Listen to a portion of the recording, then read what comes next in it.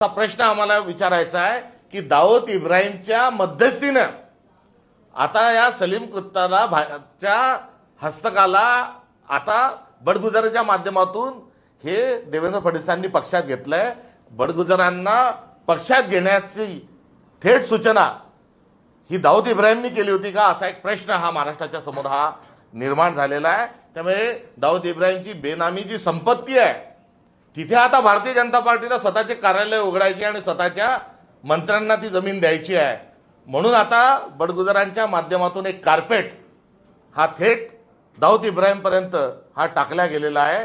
हा त्याचा एकूण असणारा आशय आणि अर्थ आहे।